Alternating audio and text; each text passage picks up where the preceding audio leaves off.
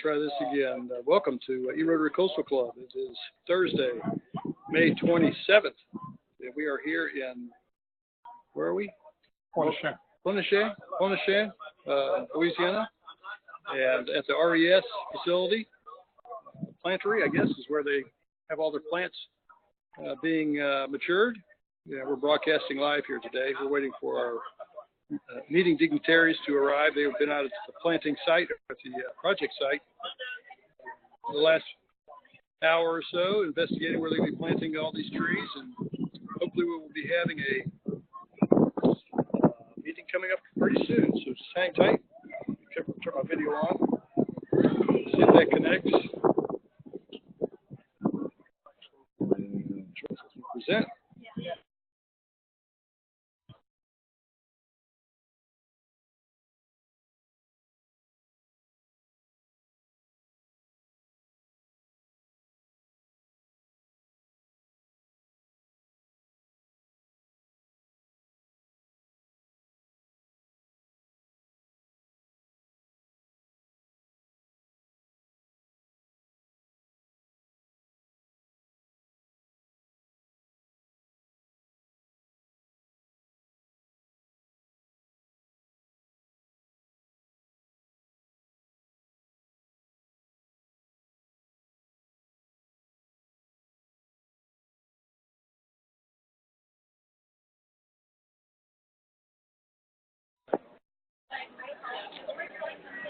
Welcome to E-Rotary Coastal Club, everyone. This is Phil Zimmerman, Club President. It is May 27th, Thursday afternoon, 2:05. We're a little bit delayed getting our meeting started. We normally have a meeting at noon on Thursdays, but today was a special day.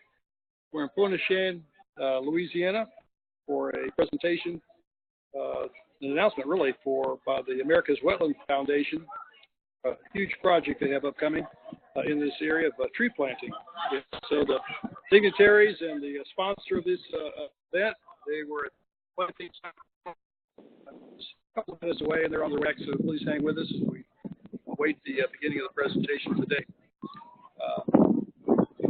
So this is E-Rotary Coastal Club, a remote live. I got my iPhone here I'm speaking from. I'm not sure if I can, actually right there, I'm in Charles's bubble right now, so if you see Charles's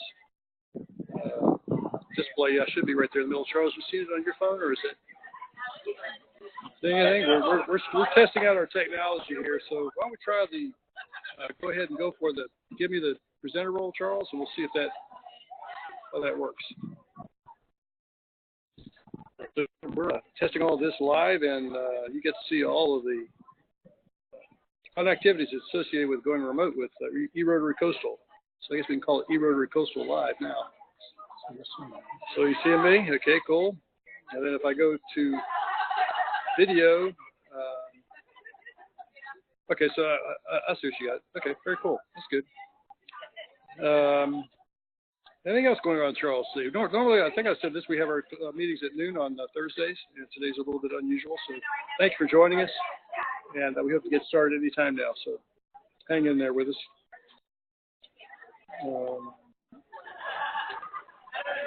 I think you might want to pan your camera at some of the plantings. I mean, it's really interesting what we got going on out here. Sure. Let's see if I can get my camera.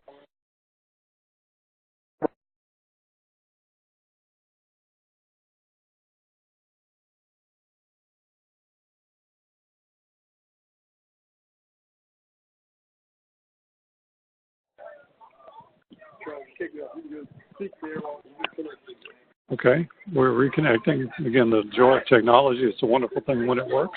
One bar on our... Here's hot. But there will be a hot spot here shortly. I mean, if you wanted to try that. Bring one? Yeah.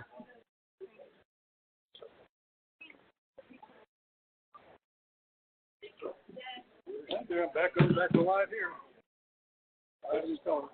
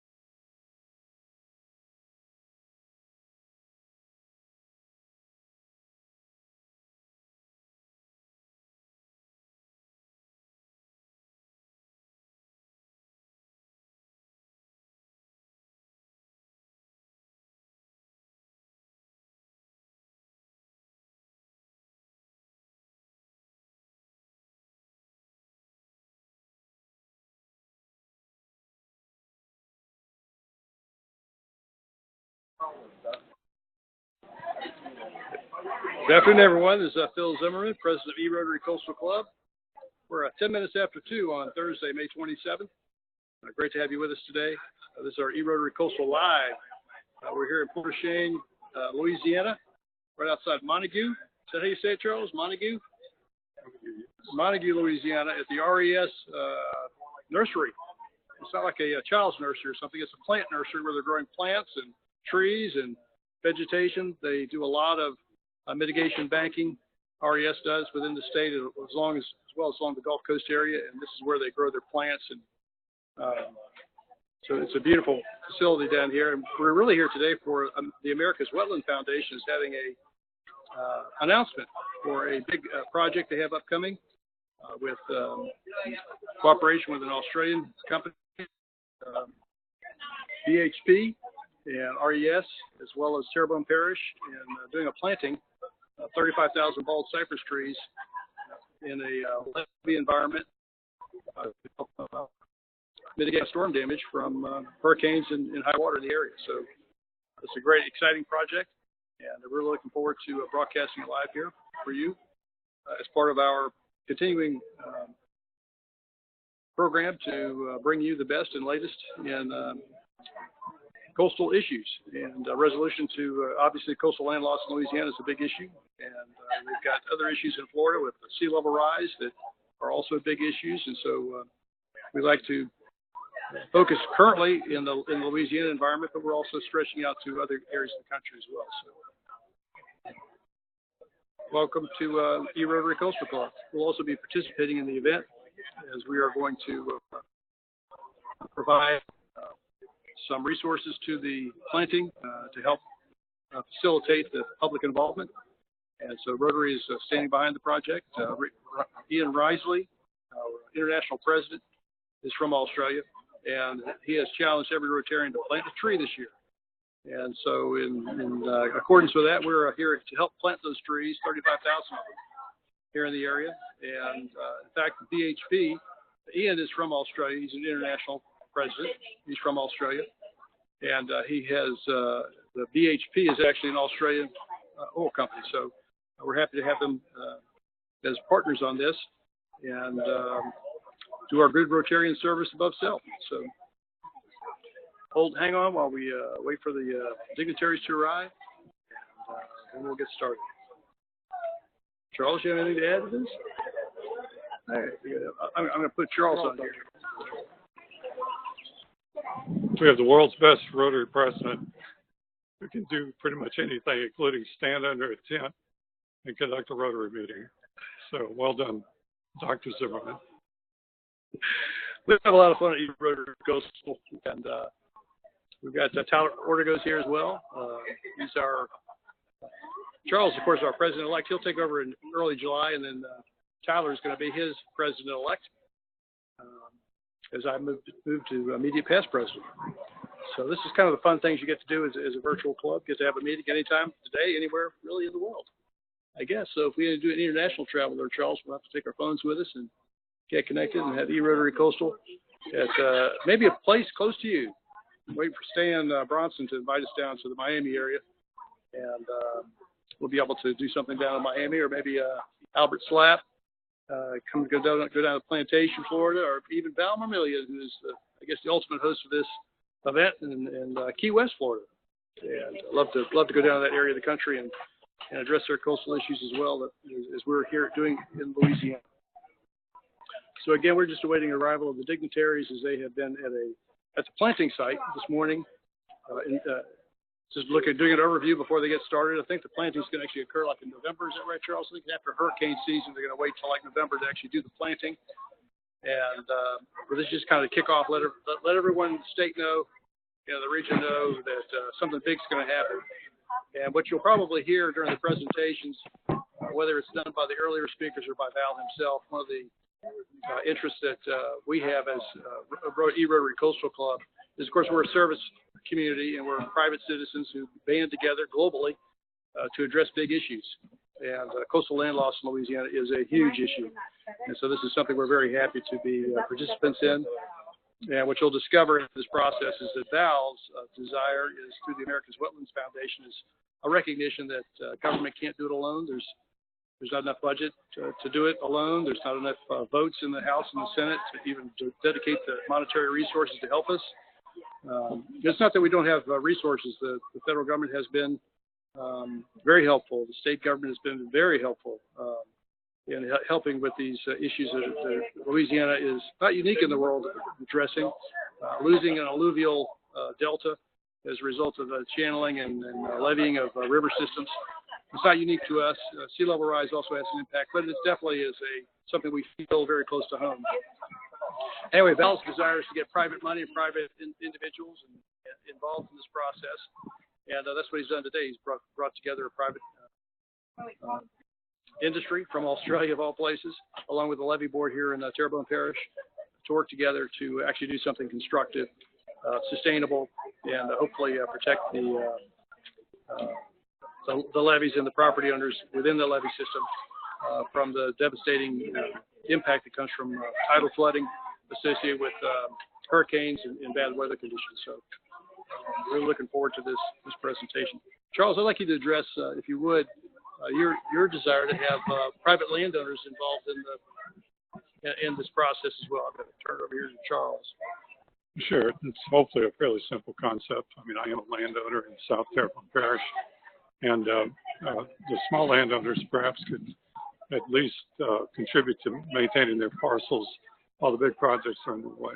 I mean, the concept is that, if we were more technically savvy, understood, species to plant, perhaps how to, defend our waterways, our embankments to keep them falling into the bayous, maybe replant the marsh. So just a technology share, whatever resources might be available to us. I just think the aggregate strength of landowners has a lot to bear. And again, praise God for the big projects that are going on. But in the meantime, a lot of small landowners could have a big impact. That's kind of in a nutshell. So it's encouraging to see the efforts that you can see behind us. I mean, we have a lot of forests here, but we also have a lot of plants. So the technology is developed. I mean, the methodology, the plant species, the planting methodology is all there. So if it could be kind of pushed down to the landowner level, I just think it could have an enormous impact. So we'll see. I mean, as Rotarians, we're all private citizens, and we're here to make an impact collectively, service above self. So, we believe in the power of Rotary and, believe in it. I appreciate the opportunity to think about it. Thank you, Charles. I'm going to turn my camera around here if I can, and let you see some of the crowd that's gathered here. I can be in control of my camera.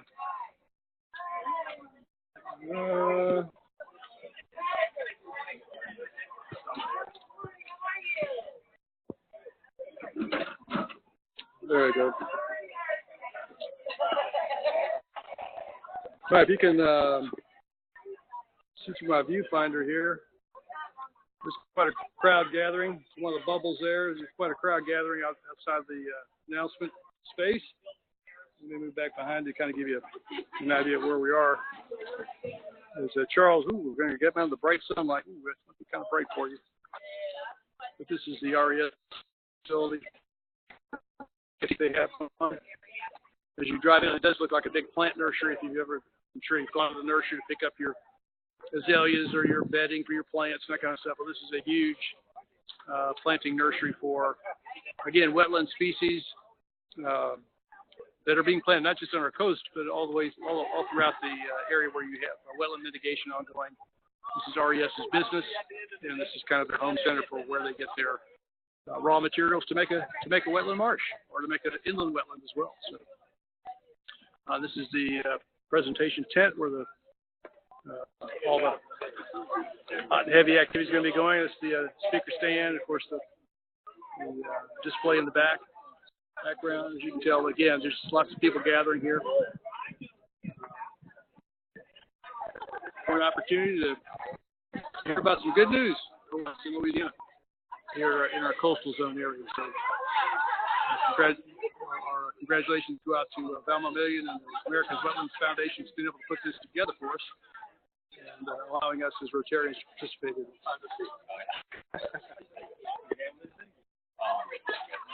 Well, it's back to me, and just kind of talking about the idea of wetland restoration and coastal restoration. If you go to our website, erotarycoastal.org, that's erotarycoastal.org, and look at our plethora of speakers we've had address this issue starting back last February. So we have almost 16 months of speakers every 2 weeks who are the experts on coastal issues, whether that be on the restoration area, the area of mitigation within the public for the residents of the coastal areas, as well as other foundations that are working in the coastal zone to help protect the ecological system, as well as to help rebuild the and protect the levee systems. One of our members, Tyler Ortego, is involved in that in a big way, and he does, I guess, mitigation, prevention or mitigation through oyster reef development and along the shoreline. And well, let's go let Tyler speak, because it sounds like we're about to get going here with the presentation. So with that, I'm going to turn it back over to a live view and allow you to hear what's going on. Hang with us as this presentation is about to begin.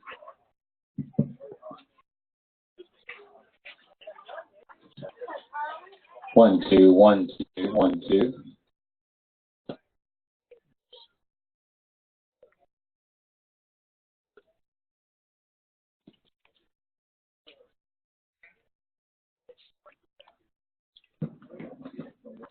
Testing, mic check 1 2. Mic check 1 2 3.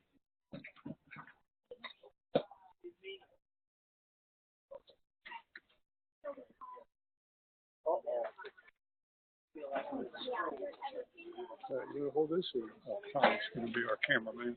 That's all. There you go. So it's on reverse cameras. It's coming out that way.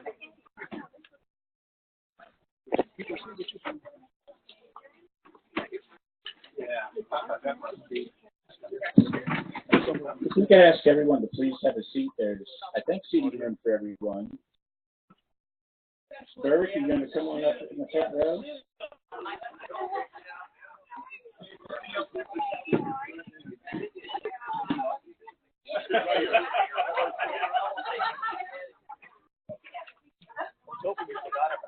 No, I was not going to forget about it. So I have to sit down.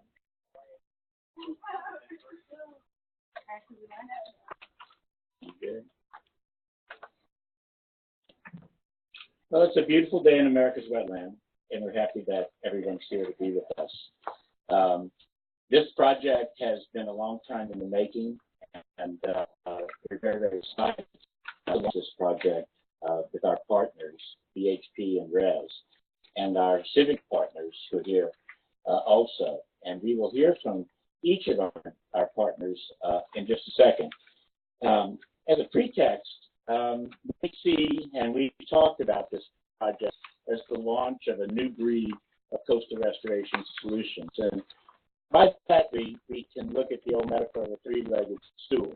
One is partnerships. And what we have learned in the course of the foundation is that nothing happens singularly when there's a big challenge that we face. And not only does an NGO like America's Wetland Foundation have to be in the mix, but you need the private sector represented, and you must have a good producer of a final product that has science-based, and that we've been partnered with RES, and are very pleased to be here.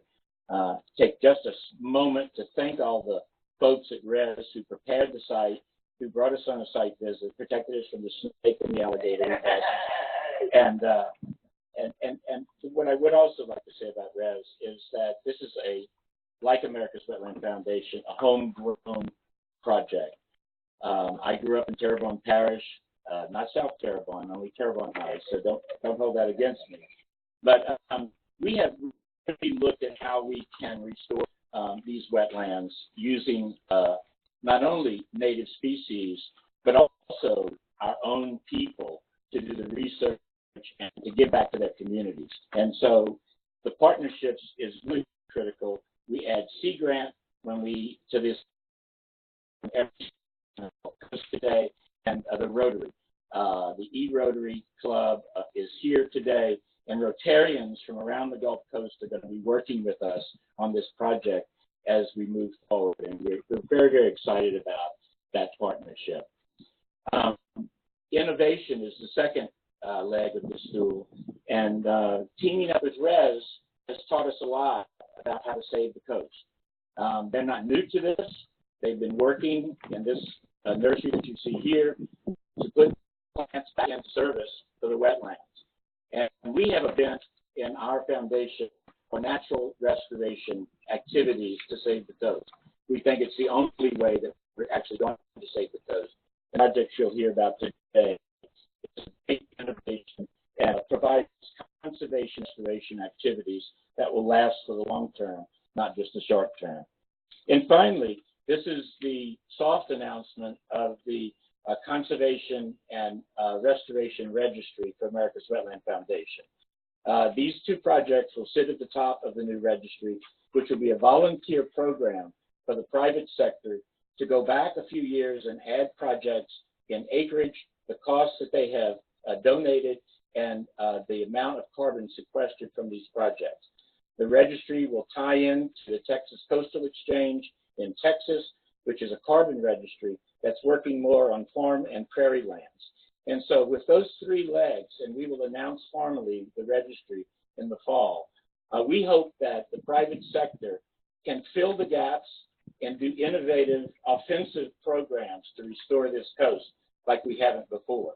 And of course, all of this is done in cooperation with the Coastal Protection and Restoration Authority of Louisiana and consistent with the master plan. And Charles, I'm glad you're here, and other representatives from CPRA today. I'd like to call on our board member, Berwick Duval, who represents the America's Wetland Foundation. His family grew up here also. They stomped through these swamps when they were here and healthy, and he is an avid hunter and fisherman, as are many of the people in this area. And Berwick will let you know why the America's Wetland Foundation is in the stand. Berwick.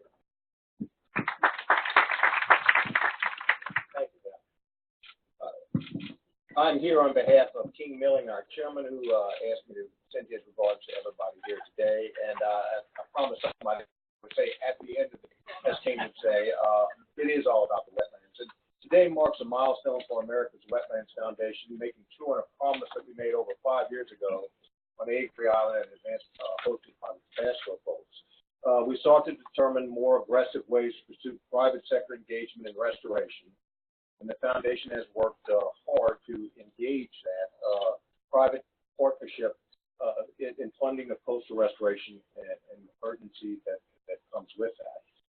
We have been concerned that certain episodes of coastal erosion may go unattended. That is the case with Gulf Intercoastal Water, just a few miles from here. Without attention, this waterway, which is second in tonnage only to the Mississippi River, has become a line of demarcation between salt and freshwater estuaries. This line of demarcation is losing the battle to saltwater intrusion, and shorelines have been compromised. Saltwater enters the freshwater marsh, resulting into disruption of the freshwater estuary. Not far from here, in Larose, America's Wetlands found a willing landowner and gathered $1 million in private contributions to undertake a project to use restricted plastic mesh products and plants from this very nursery to establish 1 mile of land in a demonstration of the innovative technology developed for bank stabilization on the Gulf Intercoastal Waterway. Today, 3 years later, that demonstration has become a successful case where shoreline, without the benefit of the project, has eroded 10 feet farther from the protected shoreline that we have today. So it's been an outstanding success and a demonstration how the partnership can work. And let me say this, having reviewed many restoration budgets over the years, it's $1 billion for 1 mile with a true margin of efficiency and effectiveness constructed in less than 8 months. So now here we are in terrible Parish, where my family, as Val said, that operations have. I was telling Dirk earlier that we're in the 4 Point area, just a few miles from here, fishing and hunting off of By Sally. I hate to go there now because where my family camp used to be before Hurricane Andrew destroyed it, the area's gone. And it's very depressing to go there and see places where my childhood memories were formed no longer exist. And that's why I'm so proud of America's Wetlands and what we have done and what we are doing here with RES and BHP today. Terrebonne used to be one of the fastest growing parishes, and it's taken on signs of retreat lately. While residents have voted here in Terrebonne to tax themselves, to build levees to protect ourselves, because, let's face it, the federal government hasn't stepped up to the plate to do so. We're very proud of our local government and the fact that we have taxed ourselves and built the protected levees. But when you look, as many of you may have seen today, to the south of those levees, the marsh is deteriorating at a very rapid rate, and it's very alarming to those of us who call this place home. So that gets us to where we're standing, literally on ground zero of the Coastal Restoration Challenge. And let's talk a little bit about our partners. If you read about BHP, our global partner in today's initiative, you will find the term biodiversity in its corporate social responsibility mission statement. It has been a leader in defining and acting on community resiliency.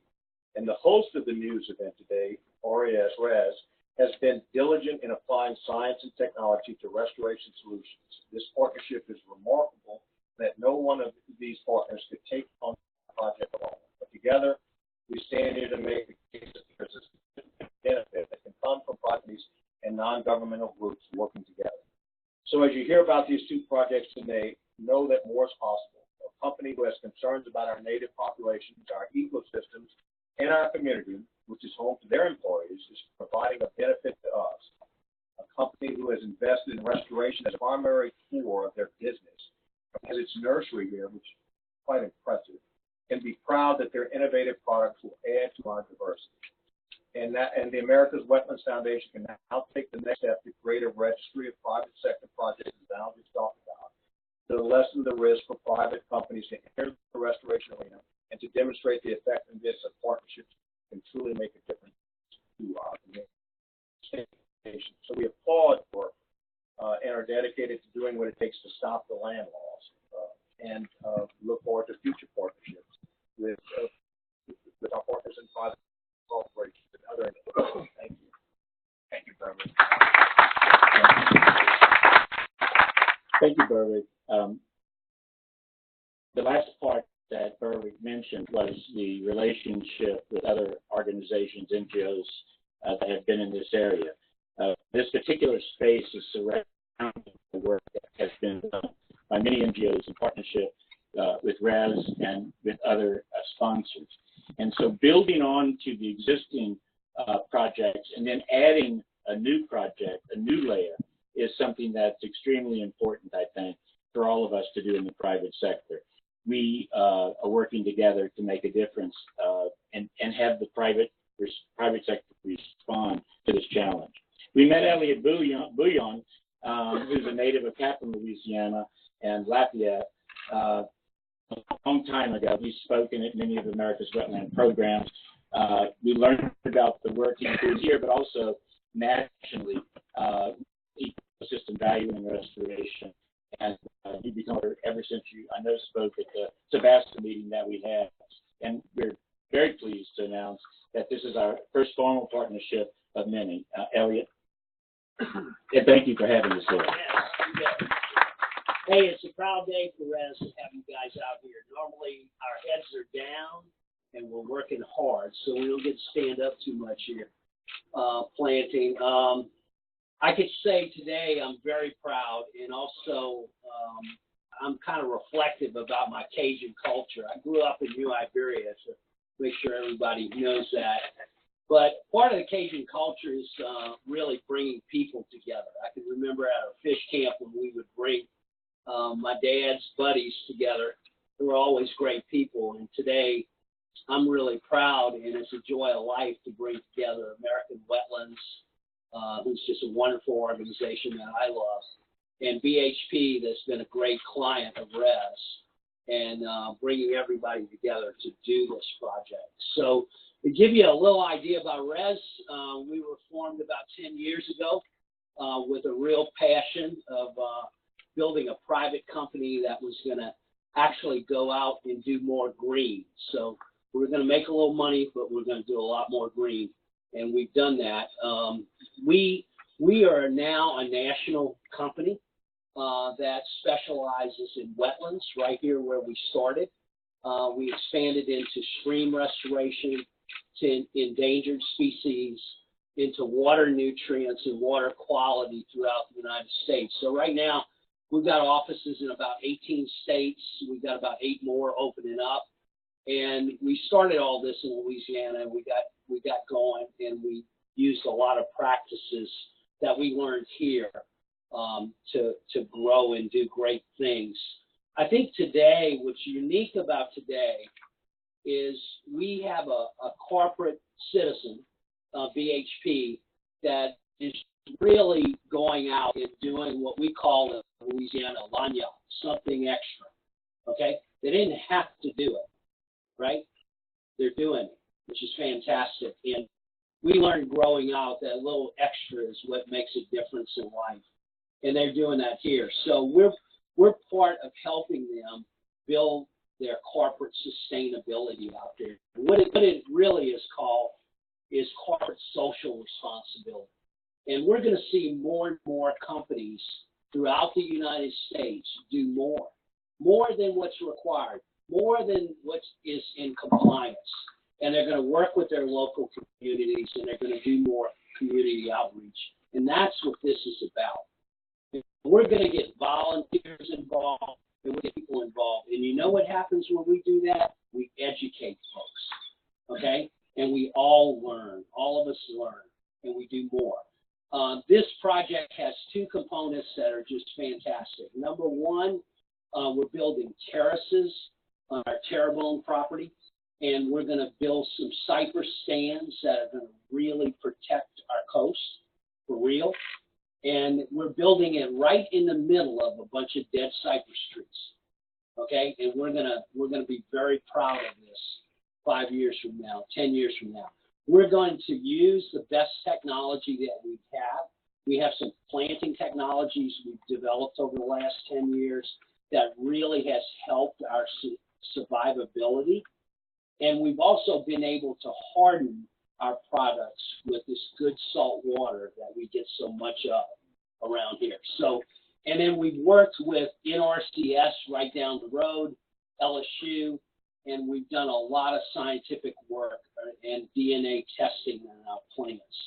So Res is really a committed company to really being innovative, to finding ways to make things happen. And this is what we're doing here today. So I'm very proud of this. I'm extremely proud of BHP for doing this for my state, and I'm very proud of American Wetlands Foundation. So what I think we need to do is we need to get more people involved. We need a few more people at the duck camp, invite them over, and we need to keep improving our Louisiana. Thank you so much for being here. Thanks so much, Albert, for hosting. When we first went to BHP with Res, it was quite an eye-opener for us.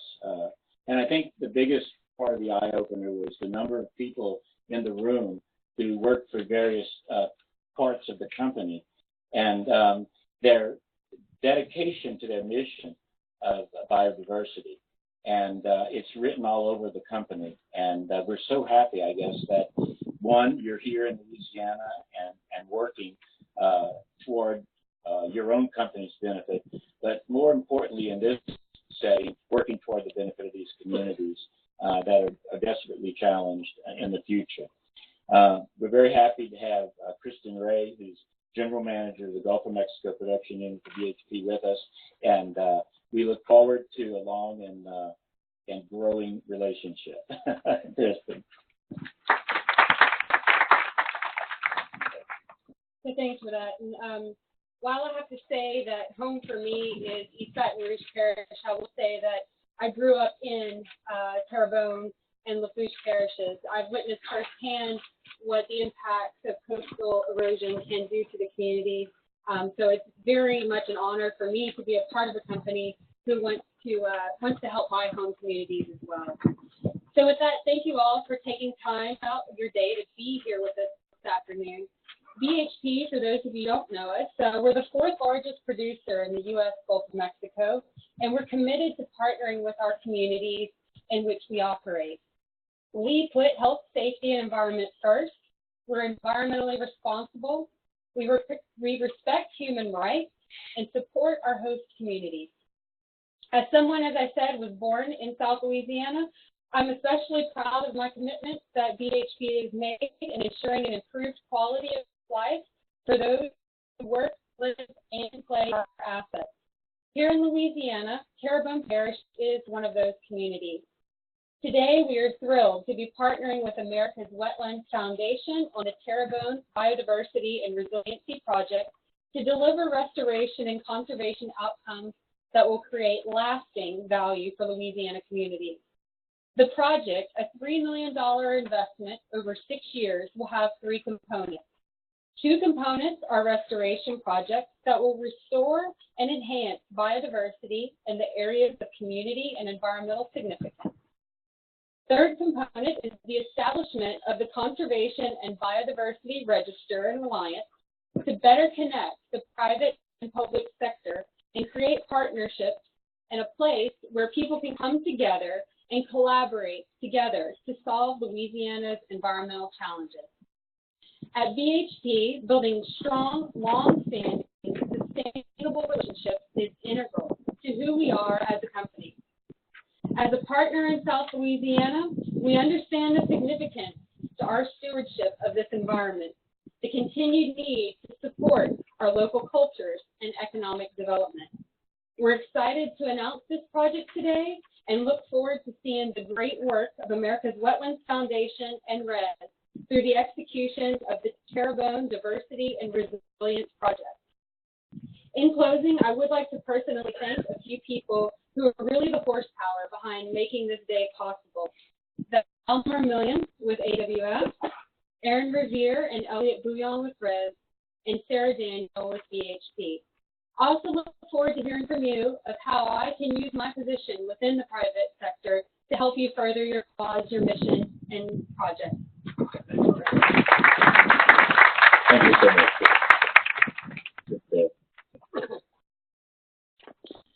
We're also pleased to have a member of the local parish council here, Dirk Guidry. I know this is home for you, so if you could come back and come up and tell us a little bit about what the project means to your constituents. Dirk Guidry. Thanks. First of all, I'm Dirk Guidry. I'm probably the only real good Cajun down here. I speak French. I know you might have a couple of them that speak a little bit French, but, you know, I was raised and born in Chauvin, Louisiana. I know a few of y'all went tour down there a little bit earlier. But the area that y'all went tour at happens to be my backyard. I was raised in my sugarcane field. Today, a little bit up north from where you guys went, there was another project that was done a few years ago with oak trees and cypress trees. And when I walk through those oak trees and cypress trees today, it gives me the chills to see what we have accomplished in a short amount of time, you know. And we need to get the people on board. You know, we got people that fight each other, engages fight each other. Some people want, you know, they want to go crabbing, they want to go shrimping, they want to go oystering. But, you know, if we just keep letting our lands and our marshes and all just deteriorate and wash away, there won't be a place to fish and crab and shrimp. So, I mean, we have to draw a line in the sand, or, you know, what we got to do to keep the Cajun culture here and the people in Terrebonne Parish and in Lafourche Parish to be able to live where they want to live. Right now is the first time in history that we have right down the street right here in Illinois, John Charles, where we having to move a whole community out. And I can see it in the future if we don't come together, stop saltwater intrusion and stop coastal erosion. I'll be next, you know, because I'm right down on the front lines of it, you know. So, you know, I appreciate companies like RES, BHP for coming out here and doing what they have to do to try to sustain our livelihood, you know, because I don't see one person I know in here from down the bayous, you know what I mean? And there should be a lot of people down here coming here because they should be interested in what's going to happen not only with themselves, but themselves and their kids. You know, the Cajun heritage is starting to walk away because people younger than me don't know how to speak French. I was lucky enough to be able to visit my parents. And, I mean, they were good old Cajuns, you know, and a place where not far from where you guys just went for, maybe about a mile south of that. My grandma passed away a few years ago, and she told me, you see right here across the bayou, she said, when I was a kid in 1926, they had a hurricane. She said, back here was all cotton fields and sweet potato fields. She said, when the water came, there was a bad storm hurricane in 1926, and you could just see barely the cotton tops of the water that came, but that was the first time in history that had ever occurred. And in my lifetime, I don't know if y'all familiar, there's Spoken Green, there's Robinson Canal, Woodrow Canal, and Chauvet coming up the bayou from the north, you know, from south coming north. And when I was a young kid growing up, 10, 12 years old, a storm would come, and, you know, we'd say, man, we feel sorry for the poor people in Spoken Green, Louisiana, because they flooded, you know. And then it went on, and a couple of years later, we had another storm. And 10 miles further up the road, man, the poor people of Robinson Canal, they're flooding. But nobody ever said anything about coastal erosion, land washing away, anything else. 10, 12 years later, Woodrow Canal, the steps of Chauvet, Louisiana, and we say, God, the poor people, you know, down there, what did they do? Well, guess what? Hurricane 1 came, Hurricane 5 came, Hurricane, they all came, Gustav came, Andrew came, and guess what? They're in my hometown now, you know. And a couple of years ago, about 10 years ago, we had a storm, and guess what? That was one city limits of home, Louisiana, from a hurricane. So we have to do whatever we got to do, you know. DHP, Res, I mean, they gave me this thing to read right here, but I'm not going to read it. Let me tell y'all, the people that really love to live in South Louisiana where we live, we appreciate everything that Res does, we appreciate everything that DHP does, and listen, we appreciate the taxpayers of Terrebonne Parish, because if you might not know this, a few years ago, we passed a 4% sales tax to build a public floodgate on the ship channel. You know, and that was a hard tax to pass. But the people seen that with that 4% sales tax that we passed, that man, maybe if we gave a little bit more, we could do a little bit more. So about 10, 12 years ago, no, not 10, 12, I was just a fresh councilman at that time, maybe 6 years ago. They came up to us and said, you know, we need another half-cent sales tax. How are we going to sell this to the people? Well, guess what? These projects that everybody's doing, it sold itself to the people. We came back and passed a half-cent sales tax by 80%. The community I live, 81%. Have you ever heard of a sales tax passed by 81%? You know? Mm-hmm. So, you know, whatever you guys do, we appreciate what y'all do. Let me tell you, there's nobody that loves South Louisiana more than Dirk Gidry. So, thank y'all.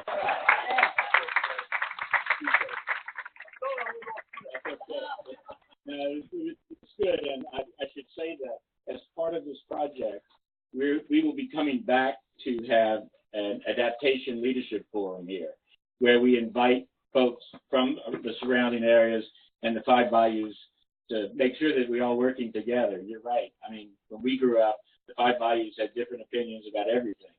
And so now we're looking forward to coming back. It'll be sometime in the summer that we meet and call everybody together. And our view is not to look forward forever. Our view is a generational view. How many more generations can live comfortably and have a quality of life and know that they're going to be safe for that, at least that next generation? So that's where we are. We'll invite you and other of your colleagues to that event and ask you to help us populate the event with some folks from the area here. And we very much appreciate it. The Director of Policy for CPRA, the Coastal Protection and Restoration Authority, is Charles Sutcliffe. He's representing CPRA in the Governor's Office. And Charles, thanks for making the trip from Baton Rouge, and I hope it's worth it. Thank you very much. Hey, before he goes on, thank y'all CPRA, because y'all have helped us out tremendously. Thank you very much. Thank you very much. And that my coming from Baton Rouge explains my overdraft. Time, jacket in the car, and here I am. But I am representing the state, I do think that I first need to stop and thank Sydney and Val for all the leadership on coastal issues over the years. Sydney, of course, was at the helm when the state really began to unify its effort to this approach to the coastal problem. And so many of the successes we're experiencing today are because of that early leadership. And Val, too, has been pushing this issue since the days when he was working in the Senate, and we appreciate all that you guys have done. Unfortunately, what was true back then is still true today, and that's that the needs of coastal Louisiana are immense. We're working against natural processes and historic human actions that create a crisis for us here. Because of the scale of the problem, we know that there are needs that go beyond what the national plan can do alone. So our focus at the state has been in bigger and bigger projects, but it doesn't mean that smaller projects like this aren't going to have a real impact here on the ground. And so I'm really happy to be here today to support and promote strategic local scale projects like this because it complements our larger work at the state in the master plan, but it's also going to really fill a need right here in Fairfield. So I'm also extremely happy, as everyone mentioned earlier today, to support instances like this where communities can benefit from a partnership like this between NGOs like America's Wetland and the private sector with RES and VHB. Obviously, the more cooperation, the more resources we can add to the project protecting and restoring the coast, the better. So I hope what we're seeing here today, I hope others are watching. I hope others follow suit. Thanks.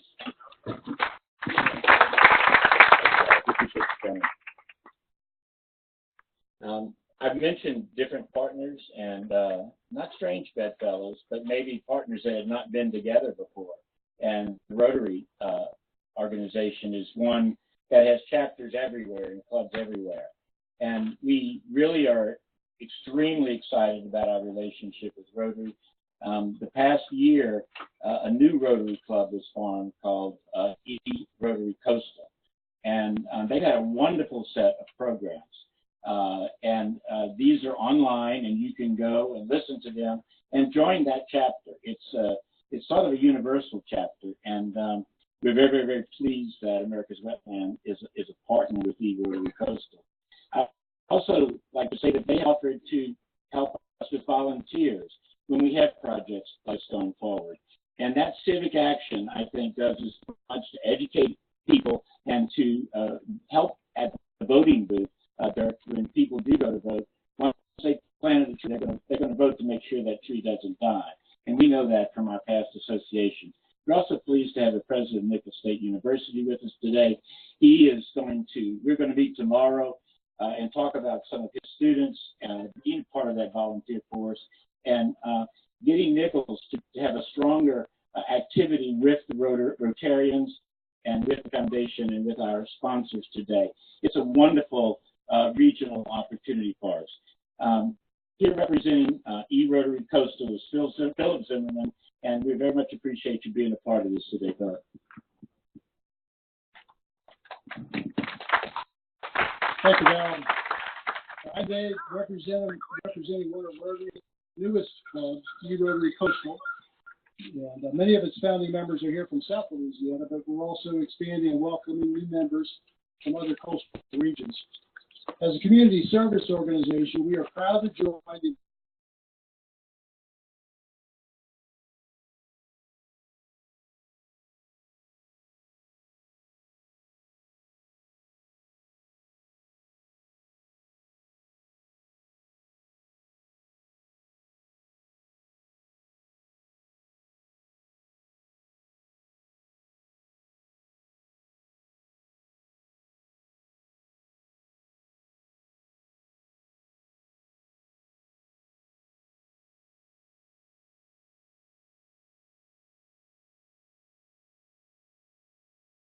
challenges our community face. We are now preparing outreach to Rotarians across the coast. And if you know anything about our clubs, they strive hard to be engaged with serving communities. Rotarians are 1.2 million Rotarians worldwide, 32,000 clubs. We have 30 of them in South Louisiana, so we're focused on this. We also enjoy the active participation. Where needs are present, we hope to add to the volunteer pool that will plant a new offensive line already called Cypress trees. Our international president, Ian Risley, is from Australia. And his focus this year is planting trees worldwide for biodiversity. Look around. We are in a perfect spot to meet that aspiration, wouldn't you say? And what a coincidence that BHP's world headquarters is in Austin. Yeah, that's very so it gives me chills to even think about that. So Rotary is in. We want to sustain our communities, make them resilient and ready to adapt to the changes we face. We know that the world is always changing. We want to be on the front lines of adaptation because it is there that most services can be rendered to make sure that generations in the future can be secure in their future. Finally, thanks to the America's Wetland Foundation for the vision and positive strides made to bring the world to our issue, wetlands values. To BHP, you have invested in our community in a very important way, and we are grateful. And to RES, you are a valuable part of this community. In your research and innovative solutions, hold the key to whether we can be a model for coastal communities worldwide. Thank you very much.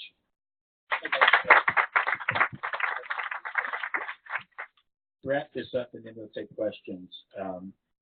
Charles mentioned that Sidney Coffey was the first director of CPRA in the Governor's Office of Coastal Affairs, and it was a wild time when this was all getting started. It was before Hurricane Katrina, and Sidney was really an amazing person in a swivel chair who was answering phones, responding to the governor, trying to consolidate departments in state government, which is any of you who know state government, how much fun that was.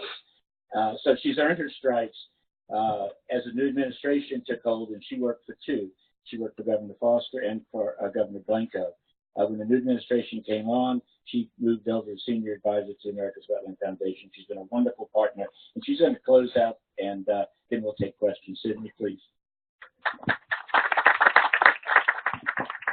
Thank you, Pat. I'm going to call cleanup, right?